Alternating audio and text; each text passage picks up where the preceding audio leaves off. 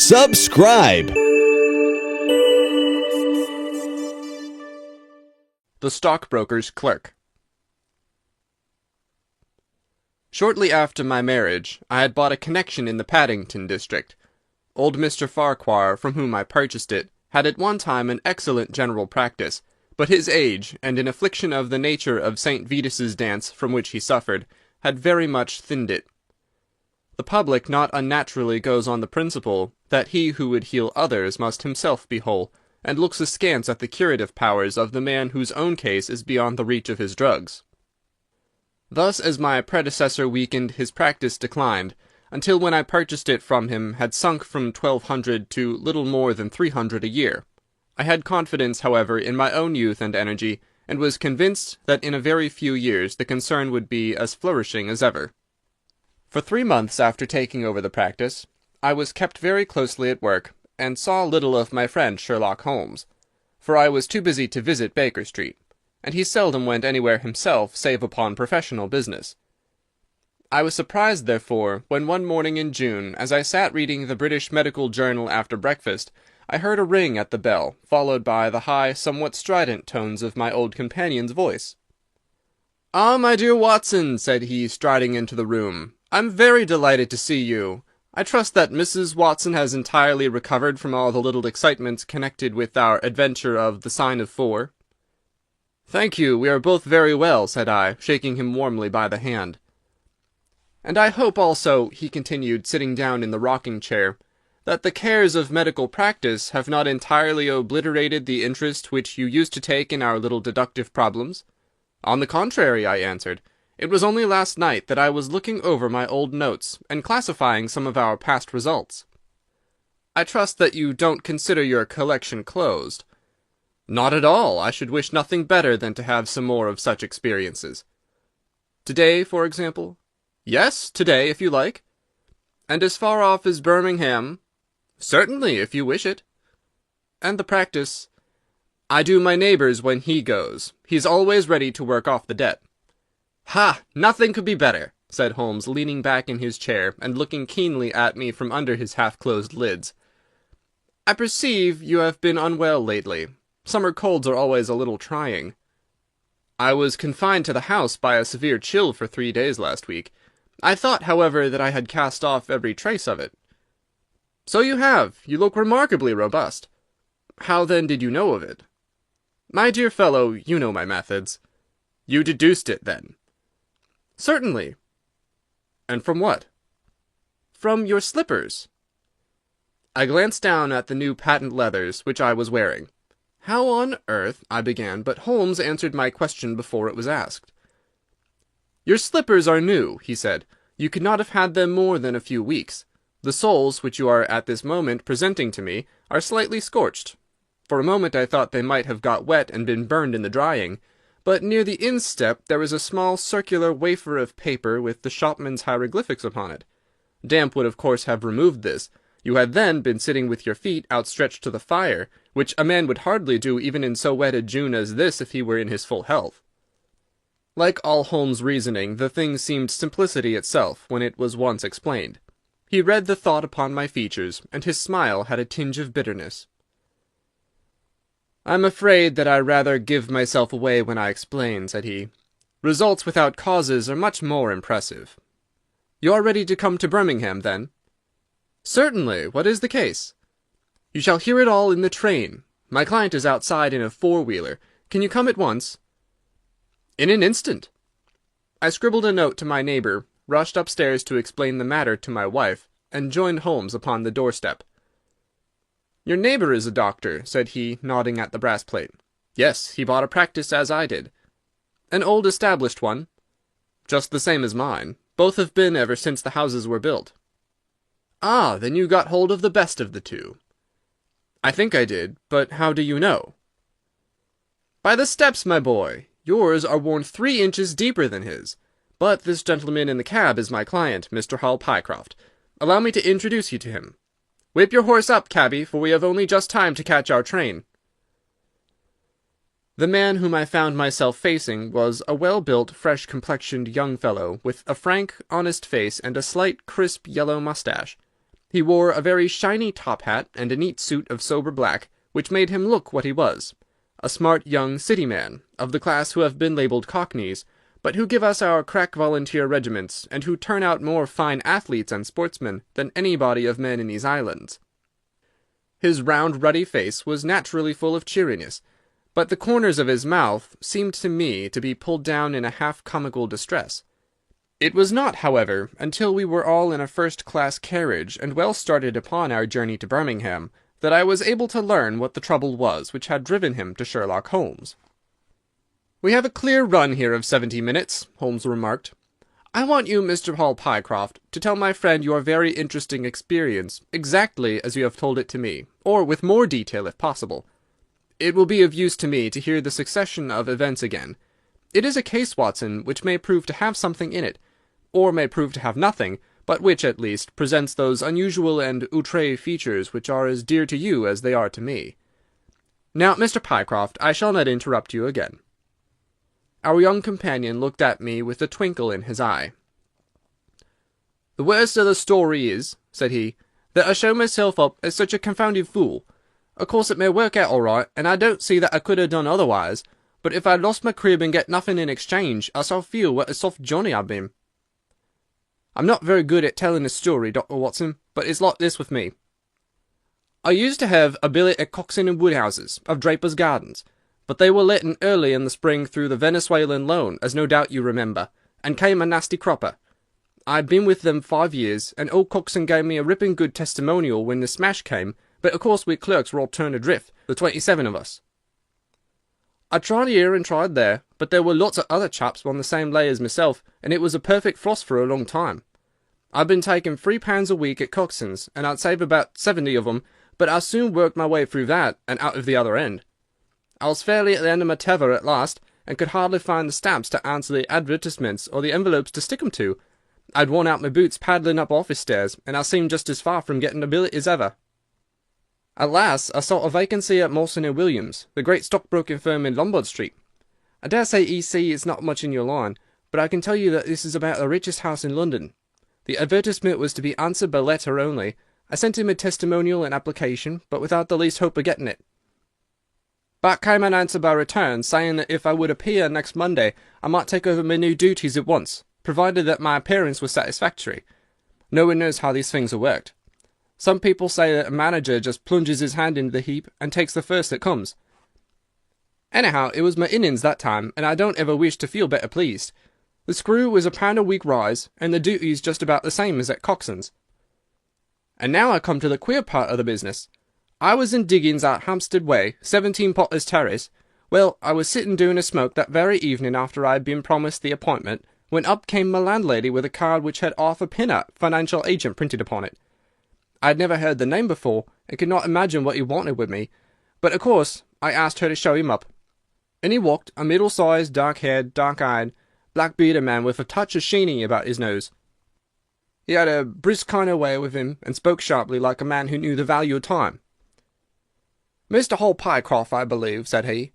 "Yes, sir," I answered, pushing a chair towards him. "Lately engaged at Coxon and Woodhouse's?" "Yes, sir." "And now on the staff of Mawson's?" "Quite so." "Well," said he, "the fact is that I have heard some really extraordinary stories about your financial ability. You remember Parker, who used to be Coxon's manager? He can never say enough about it." Of course I was pleased to hear this. I'd always been pretty sharp in the office, but I'd never dreamed that I was talked about in the city in this fashion. "You have a good memory," said he. "Pretty fair," I answered modestly. "Have you kept in touch with the market while you've been out of work?" he asked. "Yes, I read the Stock Exchange list every morning." "Now that shows real application," he cried. "That is the way to prosper. You won't mind my testing you, will you? Let me see. How are our shares?" 106 1/4 to 105 7/8. And New Zealand Consolidated? 104. And British Broken Hills? 7 to 7 6. "Wonderful!" he cried, with his hands up. "This quite fits in with all that I've heard. My boy, you are very much too good to be a clerk in Mawson's." This outburst rather astonished me, as you can think. "Well," said I, "other people don't quite think so much of me as you seem to do, Mr. Pinner. I had a hard enough fight to get this berth, and I'm very glad to have it." "Pooh, man, you should soar above it. You are not in your true sphere. Now I'll tell you how it stands with me. What I have to offer is little enough when measured by your ability, but when compared with Mawson's, it's light to dark. Let me see. When do you go to Mawson's?" "On Monday."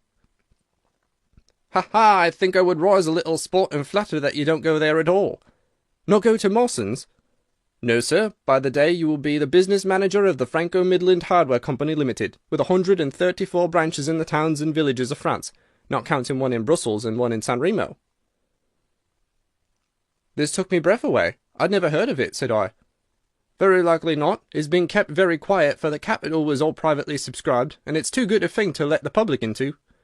My brother Harry Pinner is promoter, and joins the board after allotment as managing director.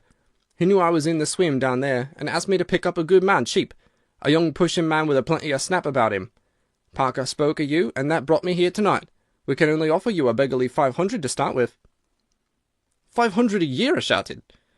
"Only that at the beginning, but you are to have an overriding commission of 1% on all business done by your agents, and you may take my word for it that this will come to more than your salary."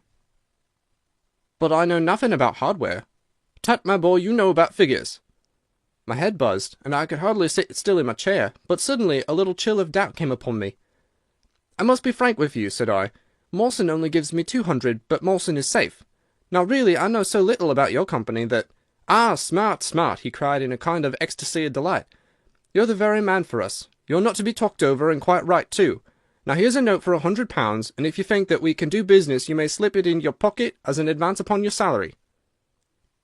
"That is very handsome," said I. "When should I take over my new duties?"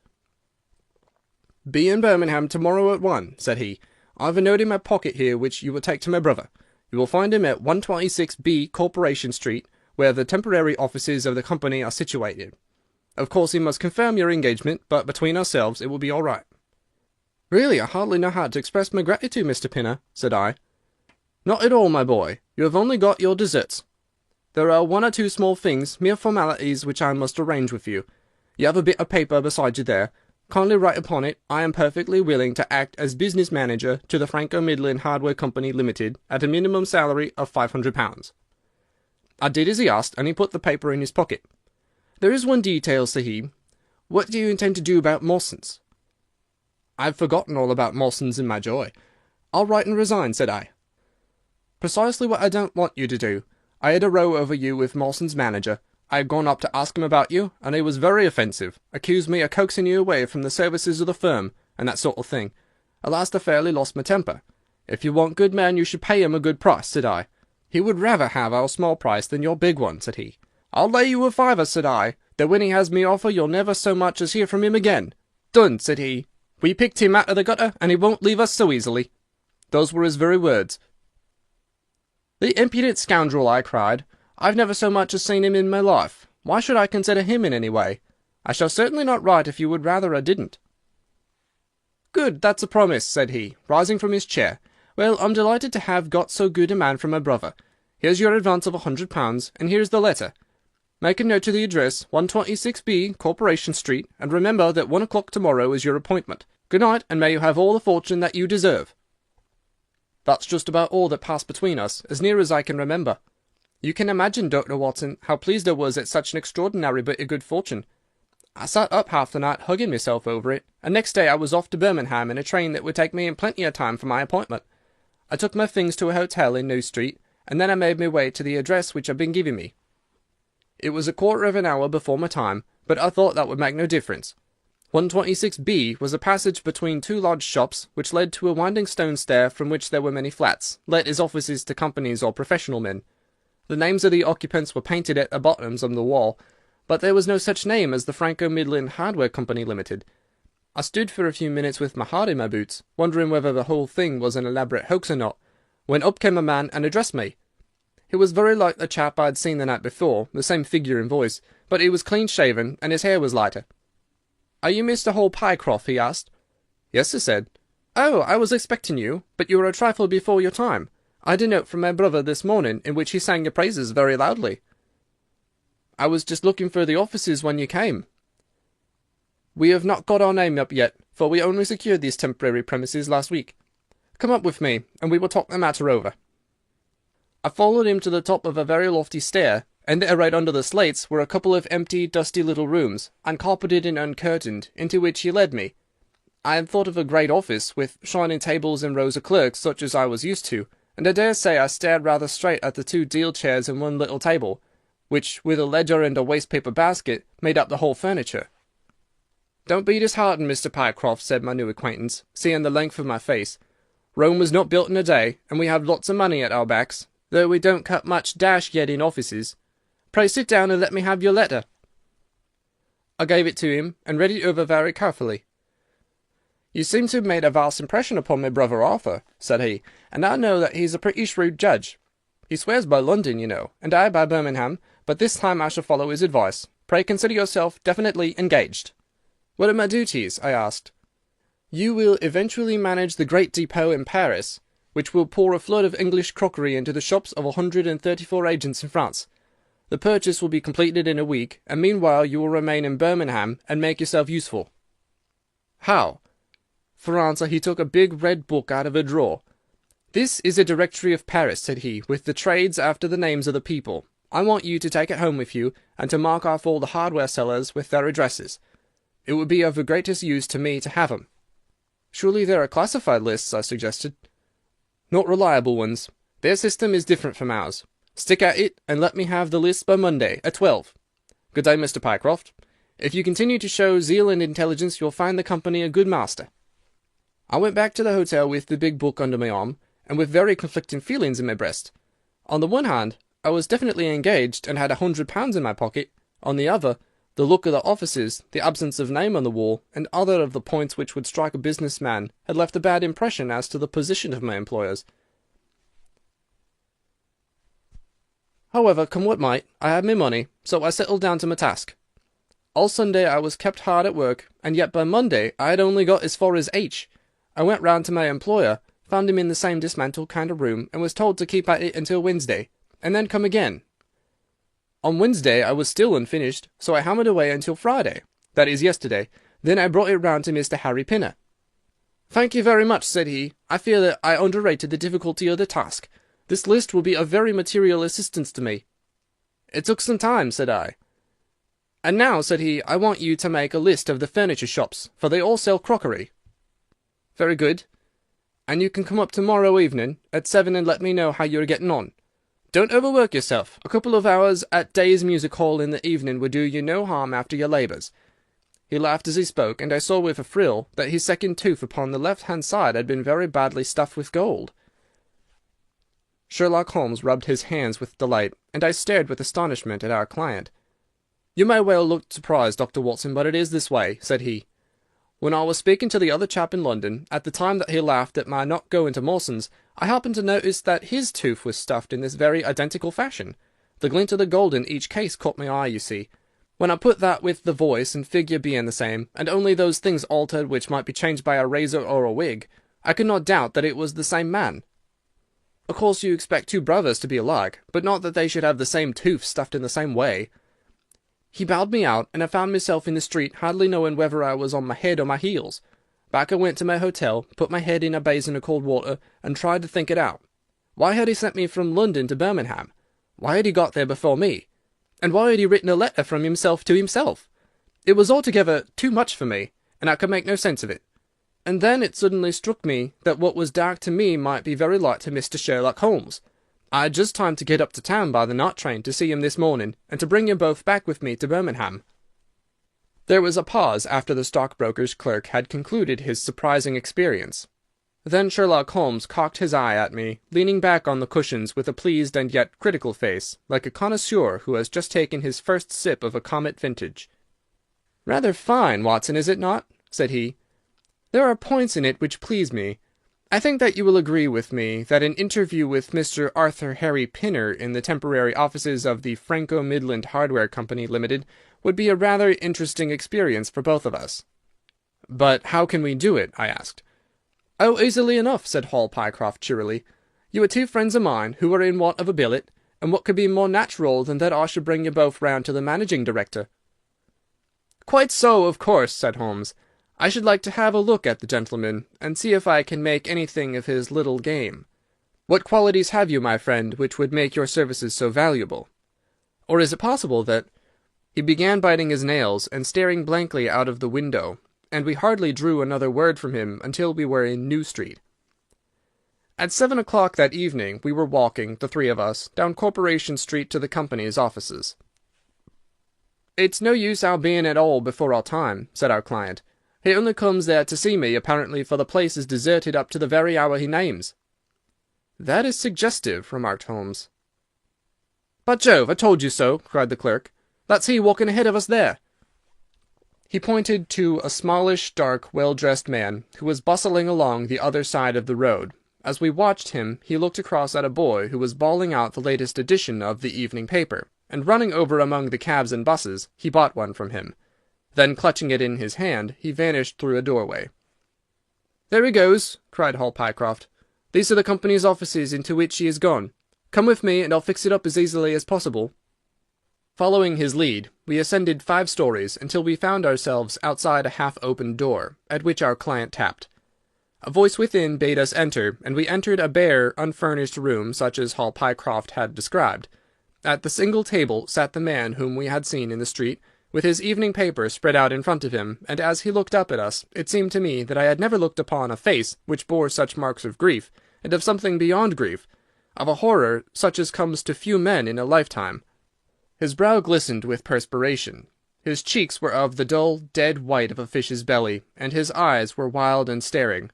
He looked at his clerk as though he failed to recognize him, and I could see by the astonishment depicted upon our conductor's face that this was by no means the usual appearance of his employer. "You look ill, Mr. Pinner," he exclaimed. "Yes, I am not very well," answered the other, making obvious efforts to pull himself together, and licking his dry lips before he spoke. "Who are these gentlemen whom you have brought with you?" "One is Mr. Harris, of Bermondsey, and the other is Mr. Price, of this town," said our clerk glibly. "They are friends of mine, and gentlemen of experience, but they have been out of a place for some little time, and they hoped that perhaps you might find an opening for them in the company's employment." Very possibly," cried Mr. Pinner with a ghastly smile. "Yes, I have no doubt that we shall be able to do something for you. What is your particular line, Mr. Harris?" "I am an accountant," said Holmes. "Ah, yes, we shall want something of the sort. And you, Mr. Price?" "A clerk," said I. "I have every hope that the company may accommodate you. I will let you know about it as soon as we come to any conclusion. And now I beg that you will go. For God's sake, leave me to myself!" These last words were shot out of him, as though the constraint which he was evidently setting upon himself had suddenly and utterly burst asunder.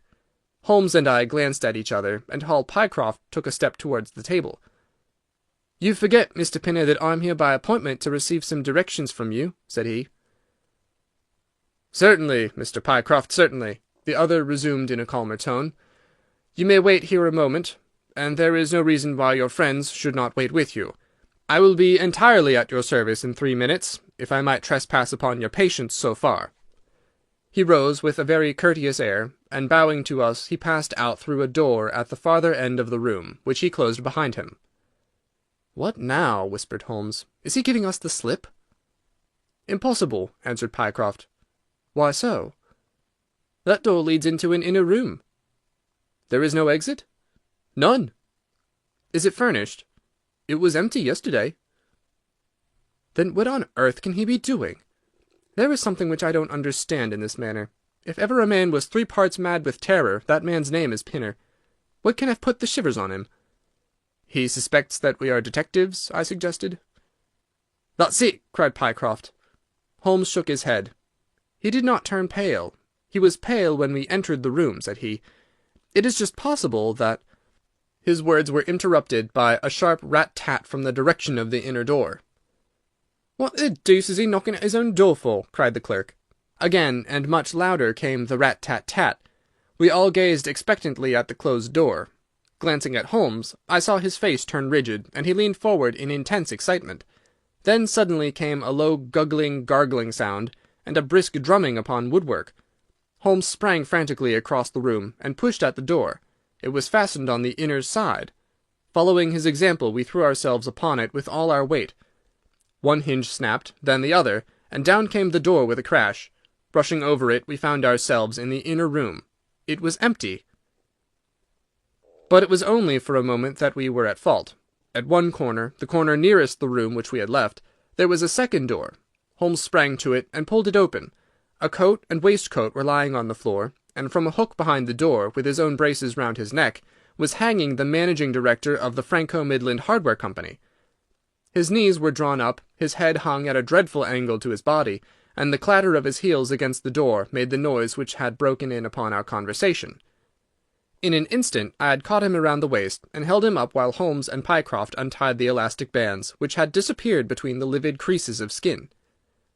Then we carried him into the other room, where he lay with a clay-coloured face, puffing his purple lips in and out with every breath, a dreadful wreck of all that he had been but 5 minutes before.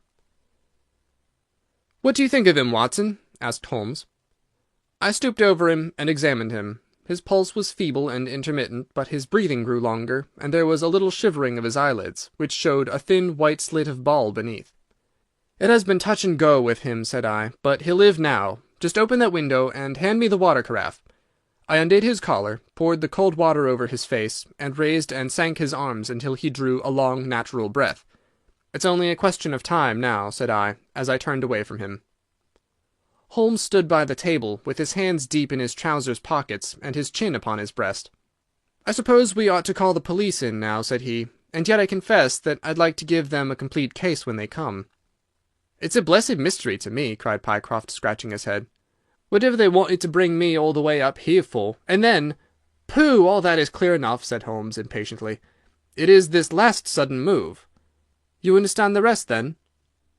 "I think that it is fairly obvious. What do you say, Watson?" I shrugged my shoulders. "I must confess that I am out of my depths," said I. "Oh, surely, if you consider the events at first, they can only point to one conclusion." "What do you make of them?" "Well, the whole thing hinges upon 2 points. The first is the making of Pycroft write a declaration by which he entered the service of this preposterous company. Do you not see how very suggestive that is?" "I am afraid I miss the point." "Well, why did they want him to do it? Not as a business matter, for these arrangements are usually verbal, and there was no earthly business reason why this should be an exception. Don't you see, my young friend, that they were very anxious to obtain a specimen of your handwriting, and had no other way of doing it?" "And why?" "Quite so. Why? When we answered that, we have made some progress with our little problem. Why? There can be only one adequate reason. Someone wanted to learn to imitate your writing, and had to procure a specimen of it first. And now, if we pass on to the second point, we find that each throws light upon the other. That point is the request made by Pinner that you should not resign your place, but should leave the manager of this important business in the full expectation that a Mr. Hall Pycroft, whom he had never seen, was about to enter the office upon the Monday morning. "My God!" cried our client, "what a blind beetle I've been!" "Now you see the point about the handwriting. Suppose that someone turned up in your place who wrote a completely different hand from that in which you had applied for the vacancy. Of course, the game would have been up. But in the interval the rogue had learned to imitate you, and his position was therefore secure, and I presume that nobody in the office has ever set eyes upon you." "Not a soul," groaned Hall Pycroft. "Very good. Of course it was of the utmost importance to prevent you from thinking better of it, and also to keep you from coming into contact with anyone who might tell you that your double was at work in Mawson's office. Therefore they gave you a handsome advance on your salary, and ran you off to the Midlands, where they gave you enough work to do to prevent your going to London, where you might have burst their little game up. That is all plain enough." "But why should this man pretend to be his own brother?" "Well, that is pretty clear also. There are evidently only 2 of them in it. The other is impersonating you at the office.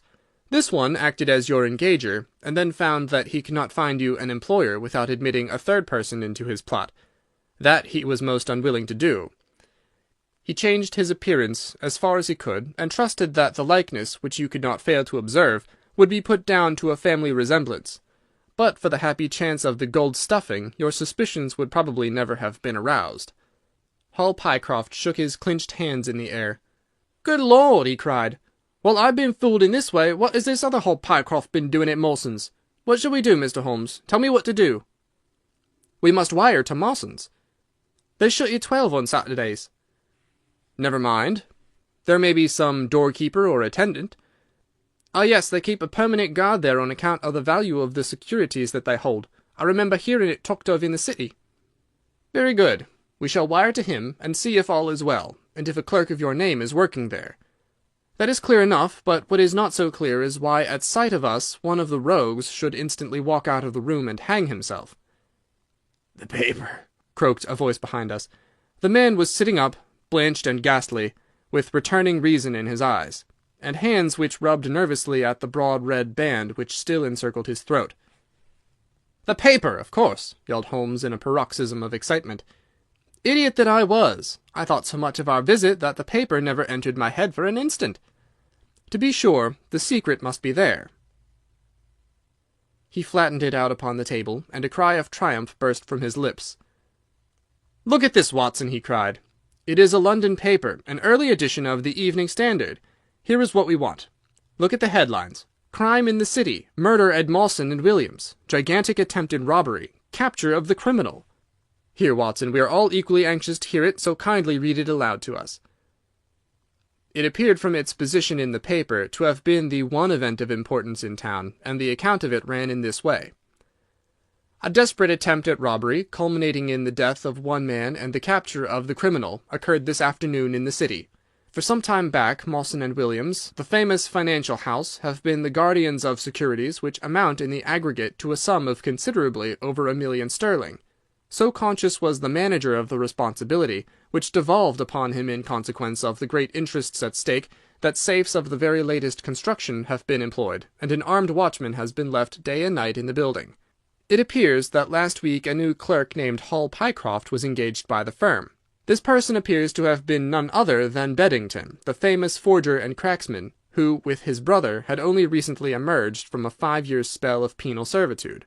By some means which are not yet clear, he succeeded in winning, under a false name, this official position in the office, which he utilized in order to obtain moulding of various locks and a thorough knowledge of the position of the strong-room and the safes. It is customary at Mawson's for the clerks to leave at midday on Saturday. Sergeant Tucson of the city police was somewhat surprised, therefore, to see a gentleman with a carpet-bag come down the steps at 20 minutes past 1. His suspicions being aroused, the sergeant followed the man, and with the aid of Constable Pollock succeeded, after a most desperate resistance, in arresting him. It was at once clear that a daring and gigantic robbery had been committed. Nearly £100,000 worth of American railway bonds, with a large amount of scrip in mines and other companies, was discovered in the bag. On examining the premises, the body of the unfortunate watchman was found doubled up and thrust into the largest of the safes, where it would not have been discovered until Monday morning had it not been for the prompt action of Sergeant Tucson. The man's skull had been shattered by a blow from a poker delivered from behind. There could be no doubt that Beddington had obtained entrance by pretending that he had left something behind him, and having murdered the watchman, rapidly rifled the large safe, and then made off with his booty. His brother, who usually works with him, has not appeared in this job as far as can at present be ascertained, although the police are making energetic inquiries as to his whereabouts. "Well, we may save the police some little trouble in that direction," said Holmes, glancing at the haggard figure huddled up by the window. "Human nature is a strange mixture, Watson. You see that even a villain and murderer can inspire such affection that his brother turns to suicide when he learns that his neck is forfeited. However, we have no choice as to our action. The doctor and I will remain on guard, Mr. Pycroft, if you will have the kindness to step out for the police." Subscribe for more content.